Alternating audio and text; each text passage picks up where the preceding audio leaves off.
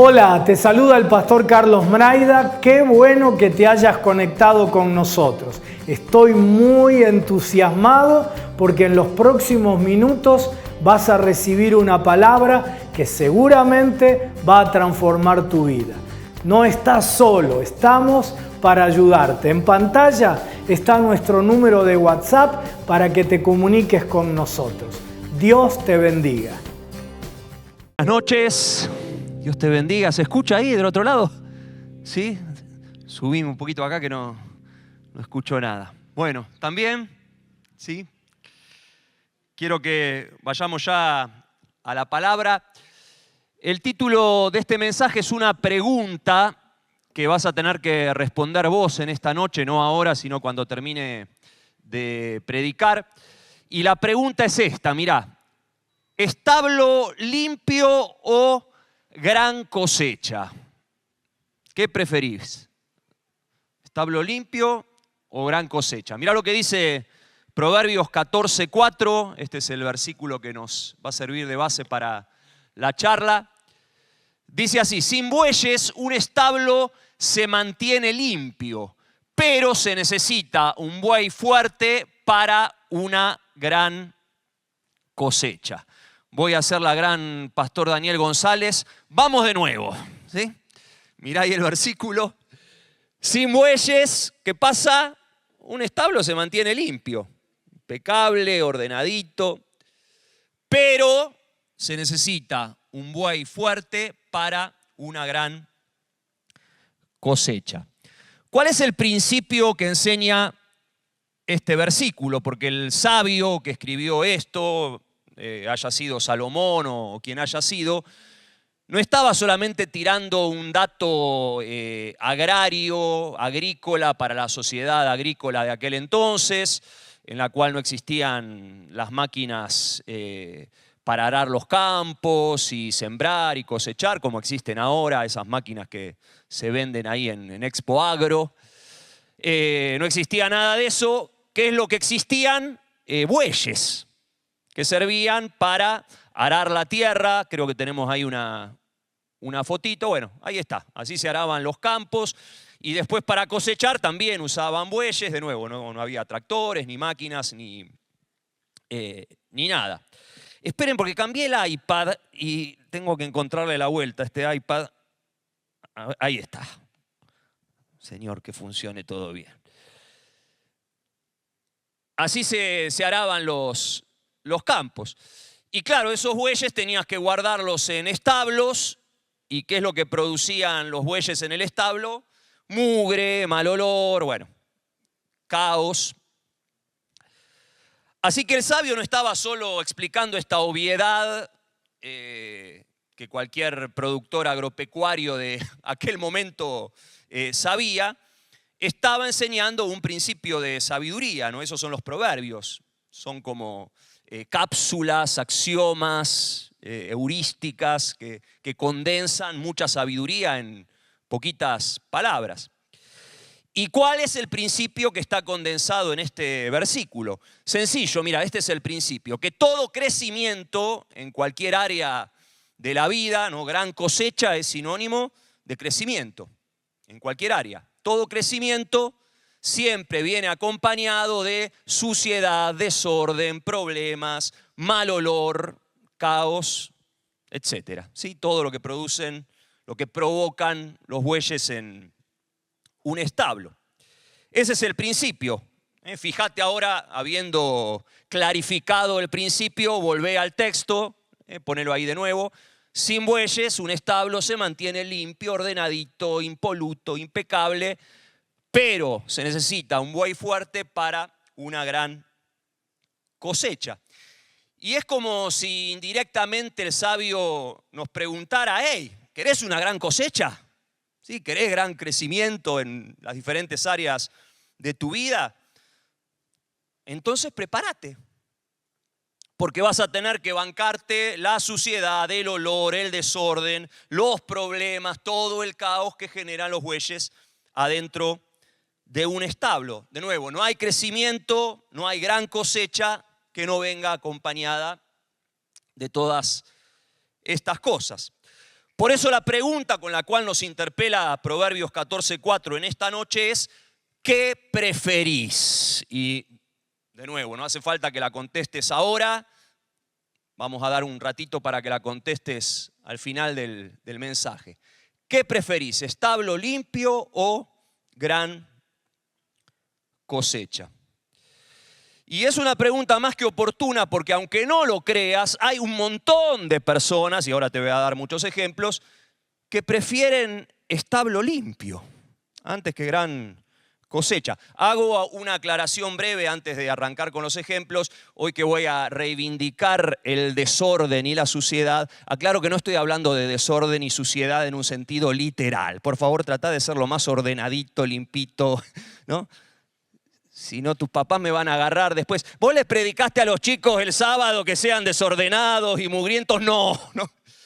Te lo dice alguien que es bastante obsesivo con el orden y la limpieza.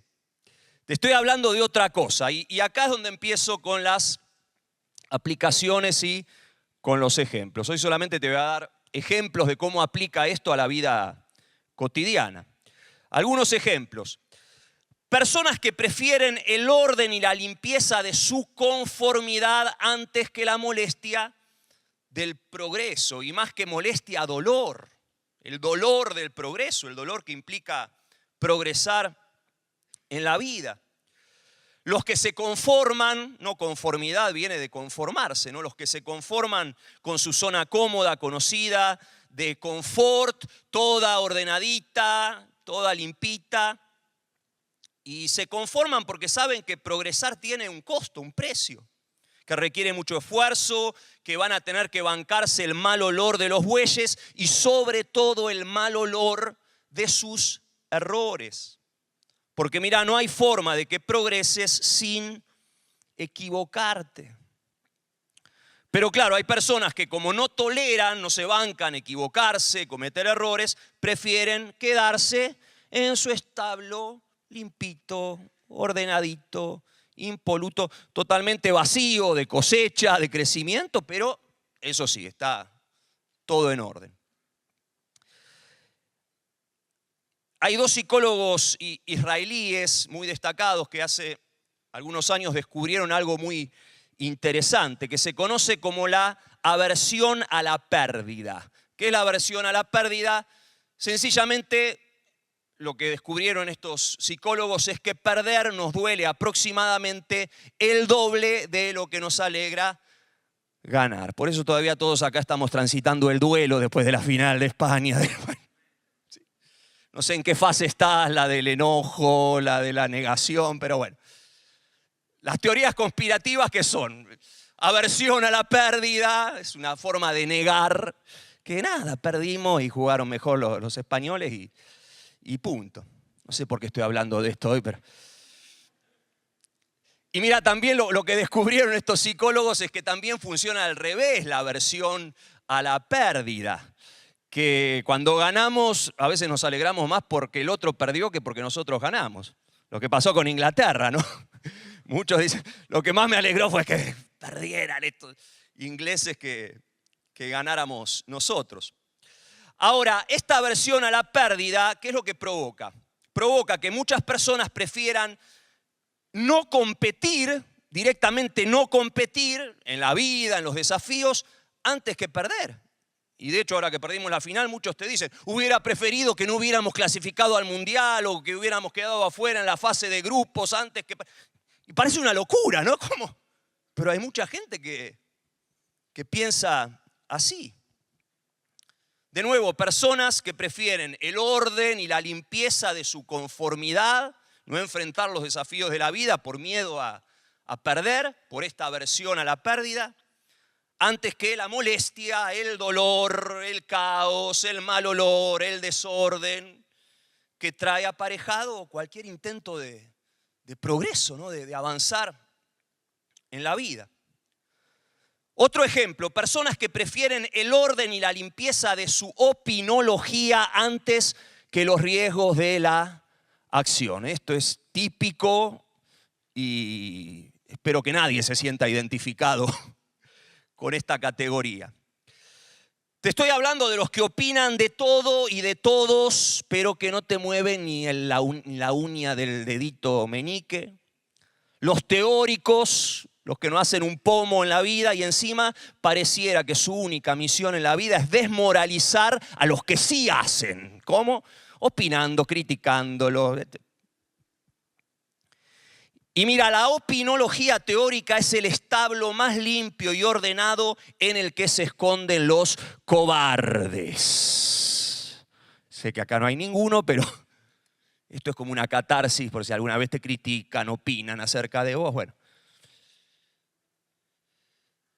si lo que buscas en la vida es un establo confortable, bien confortable, limpito, ordenadito, la opinología teórica es lo tuyo, es para vos, es insuperable. Tirate en el sillón de tu casa o en tu cama con el celular en la mano y ponete a opinar de todo y de todos y a teorizar, ¿no? Y claro, siempre tu teoría va a ser mejor que la práctica de los que sí hacen. De los que están en el campo arando con los bueyes, transpirando, llenos de barro y de bosta y cometiendo 20.000 errores que, claro, vos no cometés porque no tenés tiempo para cometerlos. Porque estás muy ocupado criticando a los que sí los cometen, desde tu sillón o cama o inodoro de opinología cobarde, ¿no? Ahora sí, todo limpito, ordenadito, porque la teoría es siempre impecable, siempre todo como debería estar, como debería funcionar.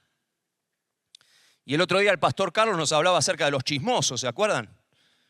¿Cuál es el problema del chismoso? Que el que critica a todos, el que opina, que no tiene vida propia, no sabe para qué está en este planeta Tierra.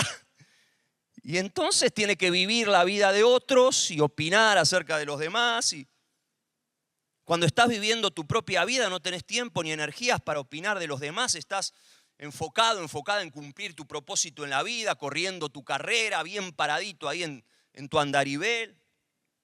Por eso decía Mahatma Gandhi, 1 gramo de acción vale más que 1 tonelada de teoría.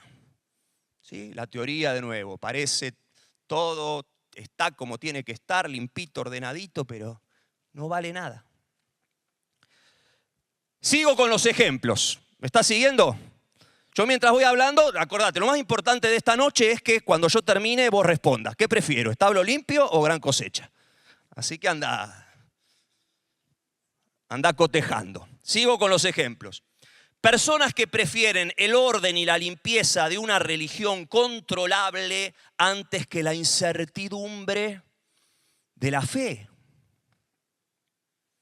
Que acá, ¿no?, en su cabecita, en su mente, en el establo de sus pensamientos y dogmas y creencias, necesitan tener todo ordenadito y limpito y en el estante correcto y todas las respuestas para todas las cuestiones de la vida.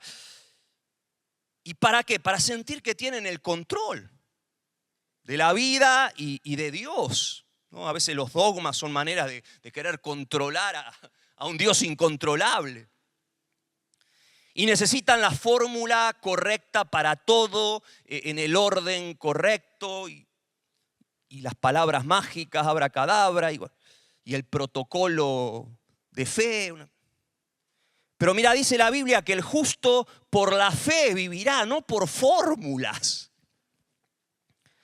Cuando Dios llamó a Abraham a seguirlo, no le entregó a Abraham una listita de fórmulas y garantías de éxito, todo ordenadito y prolijo y limpio, no. ¿Qué le dijo Dios a Abraham cuando lo llamó? Que estaba en Ur de los Caldeos, su tierra. Le dijo, seguime, vamos, prepara la valija. Y dice que Abraham salió de su tierra sin saber a dónde iba. Y encima Abraham no tenía una referencia de Dios como la tenemos hoy nosotros. ¿Quién es este que me llama? ¿Cómo se llama? ¿No? No existía el nombre Yahweh, Dios, Deidad, Elohim, como sea que te llames, vos que me estás llamando. Abraham, ¿qué es lo que dice? Renuncio a mi afán de control, a querer reducirte a una fórmula y simplemente me abandono por completo en tus manos. Eso es la fe. Y mira, en la aventura de la fe, la ecuación siempre es esta: mayor confianza, menos necesidad de detalles todos ordenados y limpios y protocolares. ¿Viste que Dios no te da muchos detalles? ¿Te diste cuenta de eso? Tu relación con Él. Economiza las palabras. Me acuerdo una vez que yo estaba dudando de mi llamado y con todo un conflicto interior de fe.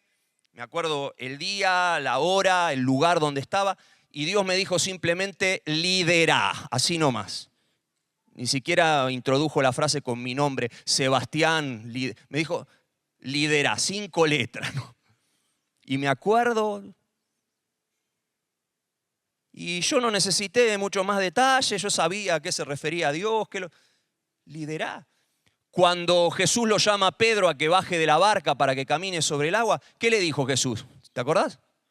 Una palabra más corta todavía, de 3 letras. Ven, ¿no? No le digo: mira, Pedro, te voy a enseñar cómo tenés que apoyar el pie en el agua para poder afirmarte, ¿no? Ponerlo en 45 grados.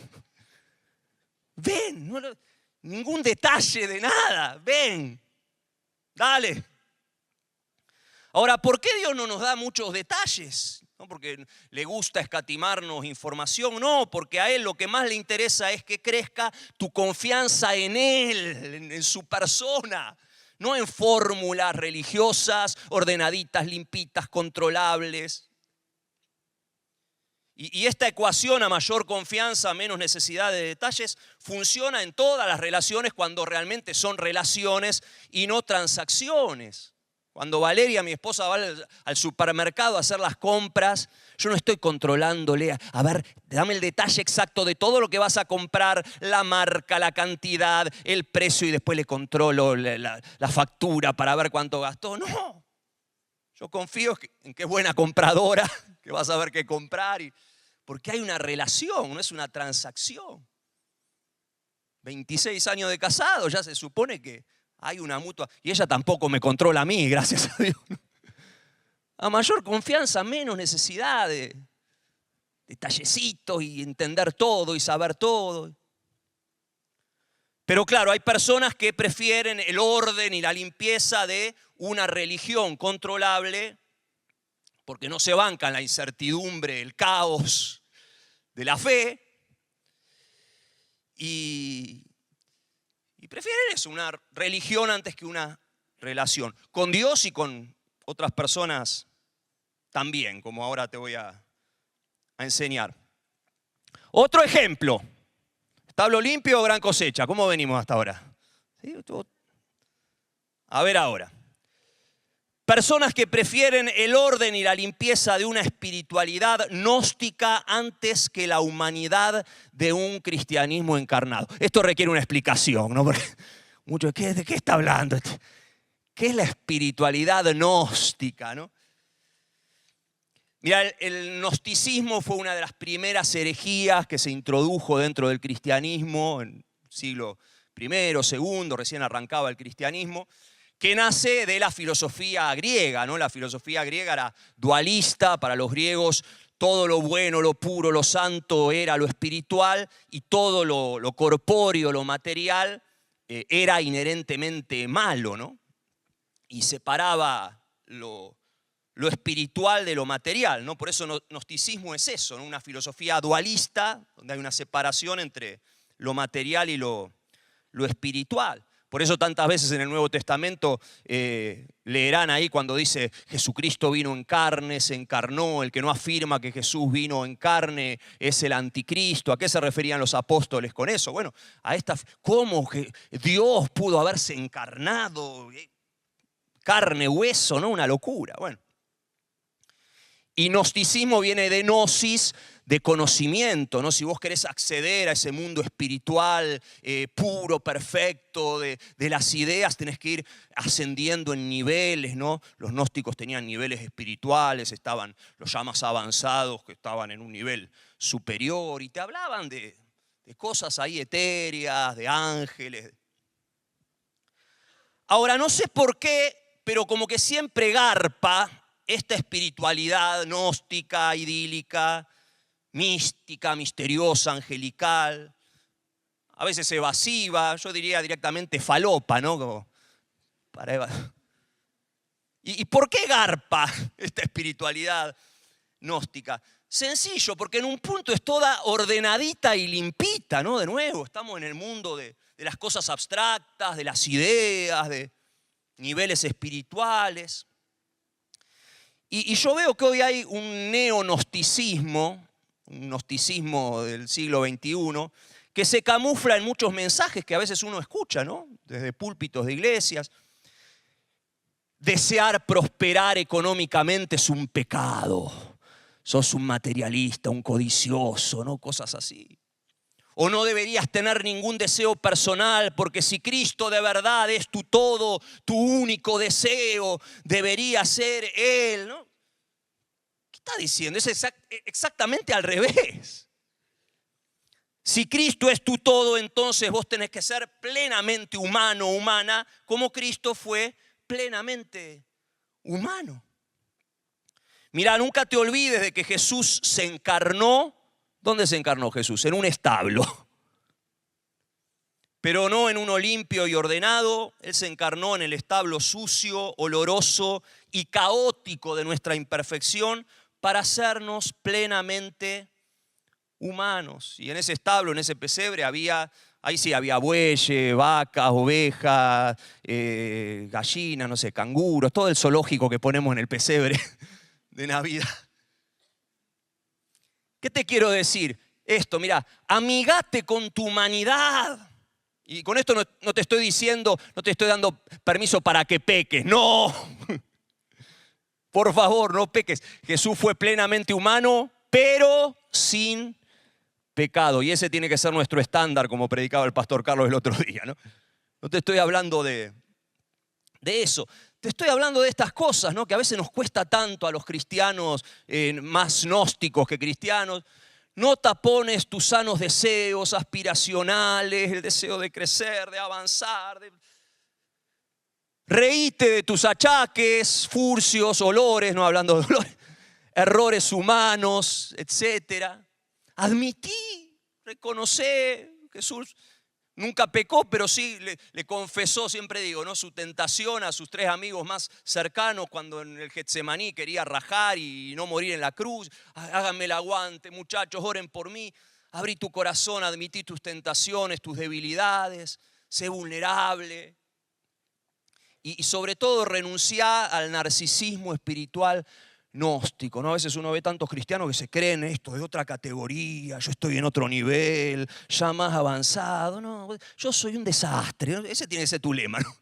Pero por la gracia de Cristo soy un santo, una santa, y ya está, no hay niveles. El único nivel es o estás en Cristo o estás sin Cristo, punto. Renunciar, ¿no? Cada vez, pues hay una vanidad sutil, ¿no? Ese narcisismo espiritual de creer que sé más. Y es ahí donde nos ponemos, todo tiene que estar ordenadito y limpito y ajustarse a mí. Reconoce que te equivocás y que hasta el día que te mueras te vas a seguir equivocando en un montón de cosas y que el Espíritu va a tener que seguir renovando tu entendimiento. Otro ejemplo, personas que prefieren el orden y la limpieza de su sedentarismo emocional antes que la complejidad caótica de la vida familiar. Lo dejo ahí un ratito, esto también requiere explicación. ¿Qué es el sedentario? ¿Quién es un sedentario? Alguien que no se mueve, ¿no? Están los trabajos sedentarios, el tipo que está todo el día sentado en un sillón, bueno, el que no hace ejercicio, el que está quieto. ¿Y qué es el sedentarismo emocional? Escuchá, es como una especie de soledad, pero es más peligroso que la simple soledad. ¿Por qué? Porque no parece soledad. Escuchá, son las personas que tienen muchísimos amigos y relaciones, y mi amigote, pero no quieren o no pueden profundizar en ninguna de esas relaciones. ¿Y por qué no quieren profundizar en esas relaciones?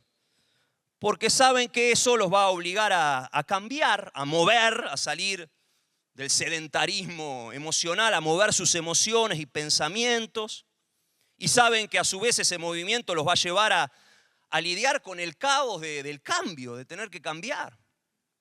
Y entonces se escudan en la famosa frase, ¿no? Más vale solo o más vale sola que mal acompañado. ¿Escuchaste alguna vez? Que en realidad no es más vale solo, es más vale cómodo o cómoda, no tener que cambiar. Y tengo, sí, relaciones, pero ¿será por eso que a veces nos cuesta tanto encarar y proponer matrimonio y esas, no sé, me lo pregunto, ese tipo de cuestiones? Y mira, hablando de establos sucios, ¿cuántos solteros y solteras hay acá? A ver, levanten la mano, que no se casaron aún, todos, levántenla. Ustedes ya se casaron todos. Así levántenla. Esta es una advertencia para todos los solteros y las solteras. Escucha, cuando te casás, ahí sí el establo se te pone mugriento. Y ni que hablar cuando llegan los hijos. ¿Cuántos padres hay acá que dicen amén a eso, no? Pañales, ¿no? Estás con los pañales de Rafi ahí. Y mira, acá me refiero al orden y la limpieza en un sentido, no estoy hablando metafóricamente, sino literalmente. Literal. Uno de los mayores conflictos de recién casados, cuando pasa por estas cuestiones, sobre todo si uno no sé, el esposo es medio desordenado, mugriento, y la esposa es más ordenadita, o viceversa. No, y los calzoncillos que me has tirado, o las bombas. Y prepárense cuando se casen, vos tenés que convivir ahí con el bueyecito en el establo, o lo opuesto a buey, un buey que es un toro castrado, ¿no? Así, con la vaca en el establo, sí. Iba a decir la huella para que no sonara tan fuerte. Y nos reímos, pero pasa eso, ¿no? Los casados, conflictos. Pero mira, no estoy hablando solo de eso, de cuestiones de choque de convivencia, de higiene, de estilos. Te hablo también y sobre todo de la complejidad caótica de la vida familiar y de las relaciones profundas. Las relaciones en las cuales lográs salir de ese sedentarismo emocional y te topás con un otro que de verdad te conoce en tus facetas más nefastas, oscuras, mugrientas. Y mira, la única manera, ahora que el pastor Carlos nos viene enseñando un montón acerca de inteligencia emocional, la única manera en la que vas a poder crecer en inteligencia emocional y tener una gran cosecha afectiva, profunda, fecunda, es raspándote con otros bueyes. No la palabra cónyuge que se usa para hablar del marido, de la mujer, ¿qué significa? Los bueyes que están unidos por un yugo, tirando el arado, como veíamos en la imagen, y se raspan y se molestan y se le pega la transpiración. Es horrible. Pero es la única manera de crecer en inteligencia, en IE, ¿no? En inteligencia emocional. Las relaciones de pacto, el yugo, ¿no? El matrimonio, el compromiso. Esas relaciones que vienen con dolor. Con mugre, con olor. Pero es ahí donde uno crece, madura. En el sedentarismo emocional siempre vas a ser un pigmeo, una pigmea, un inmaduro, una inmadura emocional. Y ni que hablar la relación responsable de tener hijos, ¿no? Por favor, una de las cosas que más carga mi corazón en este tiempo es cómo ha bajado la tasa de natalidad y tantas parejas jóvenes que prefieren tener un perrito, una mascota, antes que tener hijos. ¿Cómo vamos a crecer en inteligencia? No, son una molestia, no, y prefiero mi establo limpio y ordenadito y priorizar mi economía, mi progreso, mi éxito. Chicos, chicas, no hay nada más maravilloso que tener hijos, formar una familia. Pero requiere madurar, crecer en inteligencia emocional, la paternidad. Y rasparte con otros bueyes o bueyecitos. Y el perrito sí, nunca te va a hacer berrinche, nunca te va a decir, papá, sos el peor papá. Te va, guau, guau, guau, sí. Y lo puedes tener bastante más limpito, ahora hay métodos que lo higienizás al perrito. Y cómo nos raspamos, ¿no? Esto es clave. ¿Cómo me raspo con mi vaquita o mi buey? Conversando, charlando, abriendo el corazón, intercambiando, aprendiendo, ¿no? a matarnos en una guerra campal, sino a dialogar, a superar lo que nos traba. Y acá entra otra pregunta que creo que cada vez va a ser más necesario hacernos, y es esta: ¿qué preferís? Escuchá, poné la que sigue. ¿Charlar con un robot o con un ser humano? En esta noche de preguntas decisivas, creo que esta es una pregunta que cada vez más nos tenemos que hacer. Y de hecho, esto ya lo respondemos todos los días cuando estás ahí en el living de tu casa. Che, ¿charlo con mi familia, con mis viejos, con mi hermano, con los que están ahí, o estoy zambullido en mi pantallita? Por ahí no estás hablando con el ChatGPT o con otra IA, pero sí estás preso de un algoritmo que te roba tiempo para rasparte con los bueyes de tu casa, con seres humanos de carne y hueso que te digan cosas que a veces no querés escuchar. Y claro, las charlas con el ChatGPT o con cualquier otra IA son establo limpio, ¿no? Limpísimo. Nunca te vas a pelear con el ChatGPT. ¿Alguna vez te peleaste con alguno? Te trata bien, te adula, te conoce, te dice cosas lindas. Y ojo, ¿no? Ahora me acordé de una noticia que escuché ayer, quizás la vieron ahí en las redes o en algún lado, de un pastor en la Florida que ahora le hizo una demanda a OpenAI, la empresa del ChatGPT, porque vieron que muchos lo usan como médico, ¿no? Consultor, la receta. Y claro, este pastor empezó con unos dolores acá en el pecho, qué sé yo. ¿Y qué es lo que le contestó el ChatGPT al pastor? Dios no diseñó tu cuerpo para la enfermedad. Así que, porque el tipo le estaba preguntando si tenía que ir al médico o no. Y claro, el robot, como ya lo tenía fichado a este pastor, se ve que predicaba, sí, de los milagros, le contestó como el hombre quería escuchar.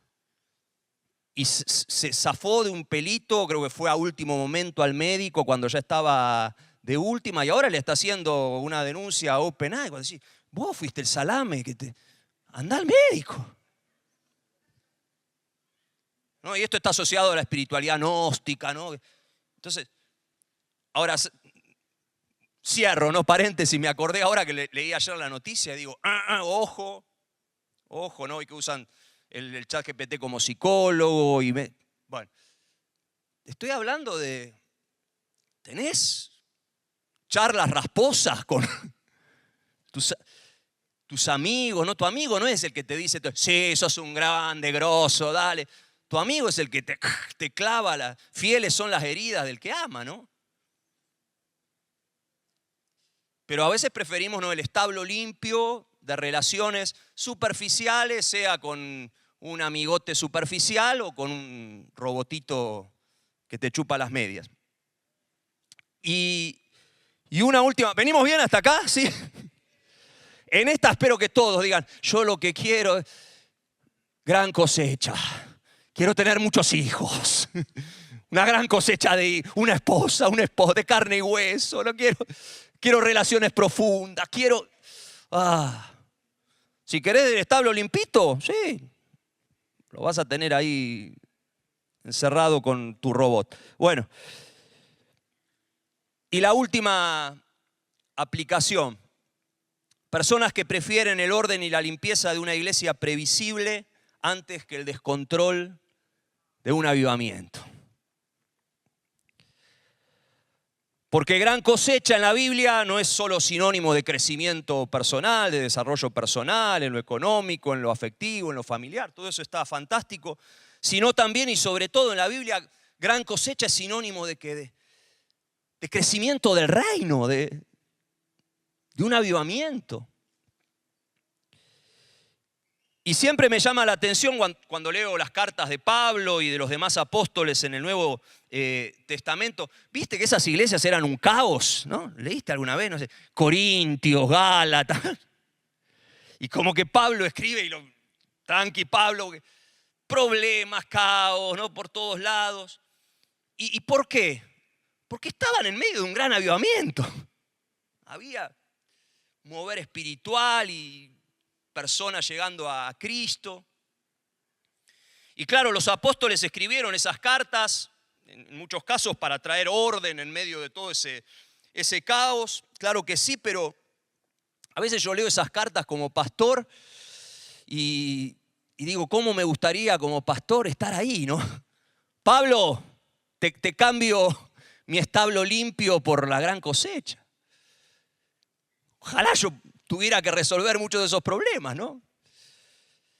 Los nuestros son más problemitas de iglesia tranquila, domesticada. Y mirá, si queremos un avivamiento tenemos que estar preparados para albergar en nuestro establo, nuestro establo, a bueyes raros, rotos y olorosos. A personas conflictivas que no tienen la pulcritud de los cristianos domesticados. Por eso esta última aplicación también la podríamos expresar así. Escuchá, personas que prefieren el orden y la limpieza de una iglesia museo antes que la sangre y las lágrimas de una iglesia hospital. Viste que en los museos ahí sí que está todo ordenadito y pulcro, y la obra de arte, y la iluminación, y los guardias de seguridad, y está todo maravilloso. Pero los hospitales son caóticos, hay sangre, hay lágrimas, hay urgencias, gente rota, pero también hay vidas siendo restauradas en los hospitales.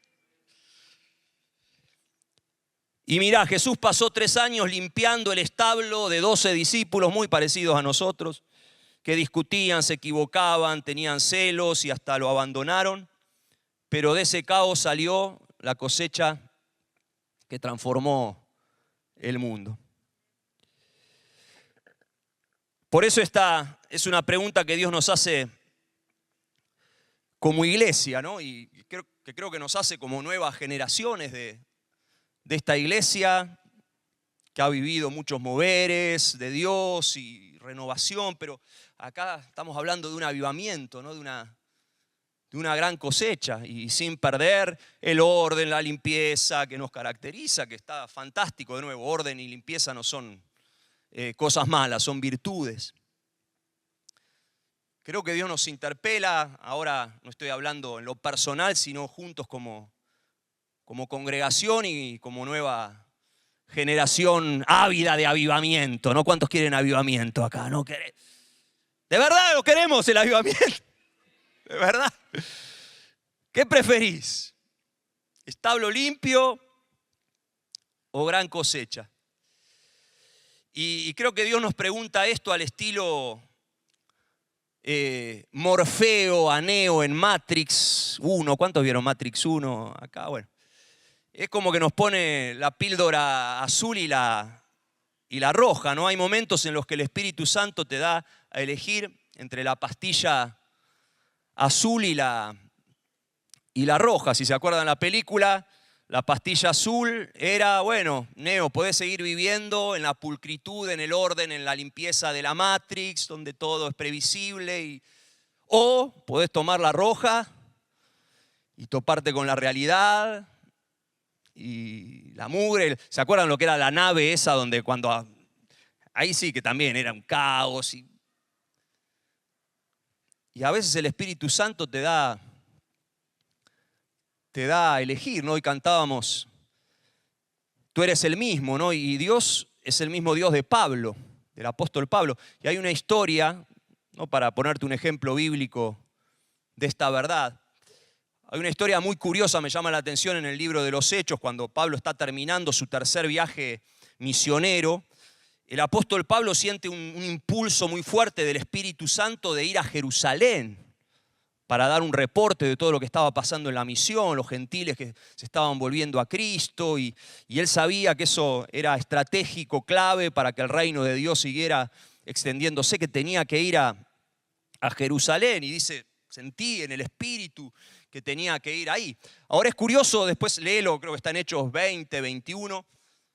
Pablo estaba lejos y para llegar a Jerusalén tenía que ir pasando por un montón de ciudades. Y en cada ciudad a la que Pablo iba ahí a la iglesia, el ministerio profético de cada una de esas iglesias, todos le profetizaban a Pablo o le advertían a través del Espíritu Santo, mirá que cuando vayas a Jerusalén te van a torturar, te van a encarcelar.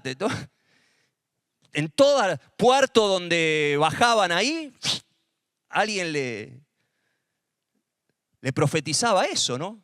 El último fue un tal Ágabo, que era como el profeta top de aquel momento, que si te lo profetizaba Ágabo era ponerle la firma que era de Dios. Y Ágabo no solo le profetiza, sino que hace como un acto profético, simbólico, se saca el cinturón y lo ata a Pablo de los pies y de las manos y le dice, así te van a atar cuando llegues a Jerusalén. Ahora, ¿qué estaba haciendo el Espíritu Santo? ¿No? Le estaba diciendo, no vayas a Jerusalén. No, le estaba dando a elegir, porque el Espíritu lo había impulsado. Y no solo el Espíritu, mirá, el otro día Josías en Viaje hacia mí nos hablaba de cuando tenemos que poner el rostro como un pedernal, ¿se acuerdan? Como una piedra y ser medio sanamente cabezones y decir, no. Dice que todos los compañeros que estaban con Pablo, Lucas, Silas, todos trataban de convencerlo a Pablo. Pablo, ¿qué vas a...? Ni loco vayas a Jerusalén. No, si yo amo a un amigo y, no sé que Fede va a ir a una ciudad donde lo van a torturar y meter preso, voy a tratar de convencerlo de que no vaya a esa ciudad. Desde mi lógica humana y sentido común y un consejo pastoral sabio le diría, no, mejor quédate en el establo limpio y ordenadito acá, ¿para qué te vas a meter solito ahí? Que por ahí morís como mártir. Ahora, Pablo tenía una convicción tan fuerte del Espíritu de que tenía que ir a Jerusalén, que cuenta Lucas ahí en Hechos, tratamos de convencerlo a Pablo, pero no lo... Ese sí que había puesto su rostro como un pedernal, ¿no? Y sabía... ¿Y qué estaba ofreciéndole el Espíritu? Porque el mismo Espíritu que lo había impulsado, ahora le estaba advirtiendo, ojo, mirá. El Espíritu estaba haciendo eso, lo mismo que hace con nosotros con esta pregunta, ¿no? Pablo, ¿querés establo limpio? ¿Querés quedarte tranquilo? Porque me imagino, Lucas, no, es más estratégico para la misión que no te vayas a Jerusalén. Si mirá, Dios te está usando acá en el mundo de los gentiles, seguir predicando ahí, ¿para qué? Pero Pablo tenía un impulso ahí. Y no, yo quiero gran cosecha. Y sé que para que el propósito de Dios se cumpla en mi vida y para que el reino siga avanzando, tengo que ir ahí a Jerusalén. Con todo esto que te he dicho y los muchos ejemplos, ¿seguís prefiriendo gran cosecha o establo limpio? A ver, porque el Espíritu Santo te va a hacer la gran Pablo. Él es el mismo. Y muchas veces vas a tener que decidir. Y quiero que tomemos un tiempo ahora para que de forma honesta y en presencia del Señor, quizás alguna de estas aplicaciones que fui haciendo conectan con tu realidad o con lo que Dios te está pidiendo que decidas en este tiempo. Podría aplicarlo a un montón de otras áreas de la vida, pero quiero que nos tomemos un tiempo para responder a estas preguntas que nos interpelan de parte del Espíritu. Ponete ahí de pie delante de Él.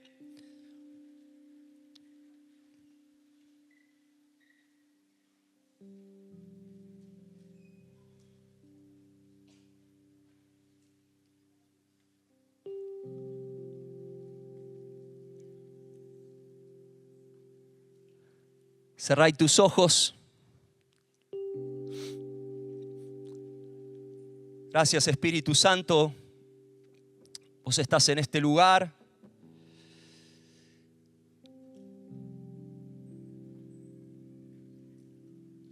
Y gracias porque nos anticipás todas las cosas, como hiciste con Pablo cuando iba a Jerusalén.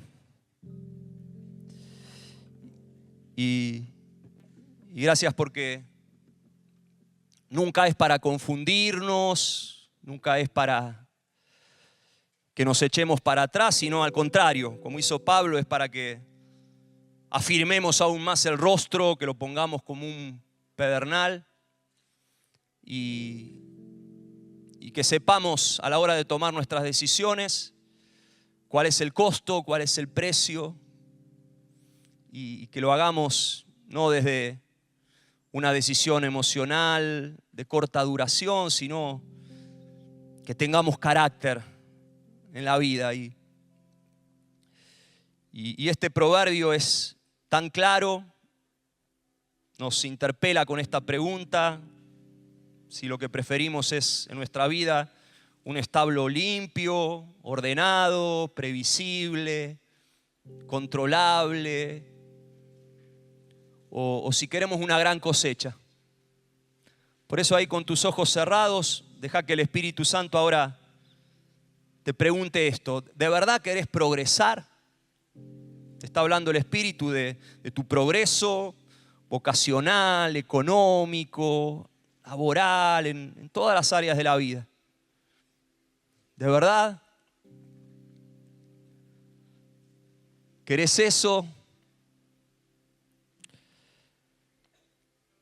¿Cómo te trata la aversión a la pérdida?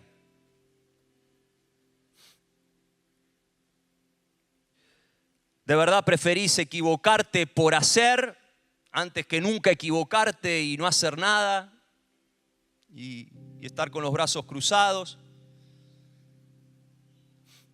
Si en esta noche tenés que salir del lugar del opinólogo o la opinóloga, hacelo, renuncia a eso. Sí, Señor, yo lo que quiero es vivir mi vida, que en realidad no es mía, es la vida que vos desde la eternidad diseñaste para mí, cumplir mi propósito y estoy dispuesta a asumir todos los riesgos, el mal olor de mis errores, equivocaciones. El Espíritu también te pregunta: ¿de verdad querés caminar por fe? ¿O estás todavía aferrado a una religión previsible? Acordate que lo que Dios más quiere es que crezca tu confianza en Él y su confianza en vos también. La aventura de la fe es una historia de mutua confianza. ¿De verdad querés ser plenamente humano, humana?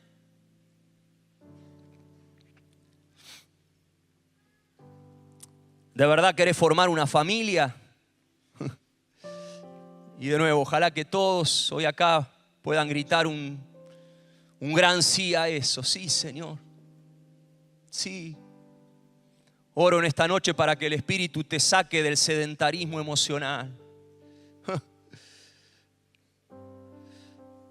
Acordate, no hay manera de crecer en inteligencia emocional si no es topándote con un otro en una relación realmente profunda, comprometida, de pacto y saliendo de la comodidad de tu yo, de ese establo limpio, ordenadito. Por favor, permití que otros le metan un poco de caos a tu vida ordenada. Oh, sí, Dios usa seres humanos más que ángeles. A veces usa ángeles, pero generalmente usa a tus próximos y sobre todo a tu familia. Y la última pregunta que nos atraviesa a todos y la tenemos que responder juntos como iglesia y como nuevas generaciones. ¿De verdad querés un avivamiento? ¿De verdad quieren un avivamiento?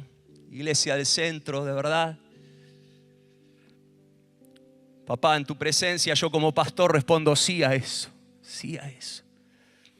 Y gracias porque acá hay una generación que también responde sí. Gracias, Señor. No queremos ser un museo, queremos ser un hospital. Con sangre, con lágrimas, con urgencias, pero con vidas restauradas. Gracias, Señor. Gracias, gracias. Gracias. Quiero orar por aquellos que en esta noche tienen que responder con un rotundo sí a Jesucristo. A veces el establo limpio ilustra, tipifica una vida controlada por mi yo, ¿no? Donde quiero tener todo bajo control. Pero el Evangelio es un llamado no al descontrol, sino es un llamado a entregarle ese control completo de tu vida al único capaz de gobernarla, de dirigirla por buen camino y de producir cosas nuevas en tu vida, que se llama Jesucristo. Y si nunca antes le entregaste el control de tu vida a Jesucristo para que Él la gobierne, la maneje, hoy esta pregunta aplica sobre todo a eso, a que vos hoy le digas, sí, vení, yo quiero ser parte de tu gran cosecha, Señor. Quiero que tengas mi vida, quiero que la gobiernes, quiero elegir bien, quiero elegir, como dijo Jesús, ¿no? El camino angosto, ese camino que muchos no eligen porque prefieren la gran autopista de la vida, acá manejo yo. Pero Jesús dijo, entren por ese camino. Es ancho, es amplio, es limpio, es ordenado, el camino que conduce a la perdición. Pero es angosto, es chiquitito y a veces sucio, y el camino que conduce a la vida. Y ese camino es Él, se llama Jesucristo. Si vos nunca antes le entregaste tu vida de forma genuina, de corazón, hacelo en esta noche. Orá conmigo esto, decirle, Señor Jesús, hoy te entrego mi vida. Te la entrego de verdad. Elijo por ahí lo que humanamente cuesta, ¿no? Porque seguir a Jesús es una decisión que cuesta, implica negarse a uno mismo, arrepentirse, pero hoy decido eso, Señor, y me arrepiento de mis pecados. Y te invito a que vengas a mi vida y que la gobiernes, te hago mi Señor, mi Rey, mi dueño. Te entrego mi vida, Jesús, en esta noche. Me entrego a vos, perdoná mis pecados, limpiame, lavame y haceme una nueva persona en esta noche. Te entrego mi vida, Jesús. Seguí ahí orando si hiciste esta oración, si hoy le estás entregando tu corazón, tu vida entera a Jesús. Levantá una mano bien en alto, que como iglesia queremos orar por vos y bendecirte y declarar todo el bien y la gracia del cielo sobre tu vida. Aquellos que en esta noche están entregando su vida a Jesús, levanten ahí su mano, que queremos orar por ustedes, ¿sí? Dios te bendiga. Acá, ¿quién más hoy le está entregando su vida a Jesús? Ahí, Dios te bendiga muchísimo. Mantengan ahí la mano levantada, que queremos acercarnos, que alguien se acerque. Ahí, ¿quién más en esta noche le dice, sí, Jesús, te entrego mi vida, reina en mí? Si hay alguien más, levante su mano, que alguno de los chicos, chicas se va a acercar ahí para orar. Oramos ahí por este joven, por el otro allá. Gracias, Señor, gracias. Muy bien, ¿ya tenés tu respuesta en esta noche? ¿Sí? ¿Cuántos eligen gran cosecha? ¿Hay alguno que elige establo limpio? Por ahí es una opción, de nuevo, es la píldora roja y la azul. Bueno, bendigo, mira, a ver, hace así, agarrá tu píldora roja en la mano, ahí la tenés. Ahí está metido todo lo que te hablé, la familia, el crecimiento, el avivamiento. Levantala, dale, vamos. Bendigo tu píldora roja en esta noche, en el nombre de Jesús. La bendigo. Y bendigo la gran cosecha que está ahí en tu mano. Crecimiento, avance, una familia hermosa, una vida fructífera, tu testimonio, tu fuente de bendición como parte de todo el cuerpo médico de este gran hospital llamado iglesia. Tu misión, todo, gran cosecha. Padre, en el nombre de Jesús ahora, gran cosecha en todo sentido, en lo material, en lo afectivo, en lo espiritual, para cada uno de mis hermanos. Los bendigo y lo hago en el nombre de Jesús. Amén, amén. y amén. Dios te bendiga. Y pase lo que pase, hasta el fin yo te amaré. En cada suspiro y con mi muerte te honraré.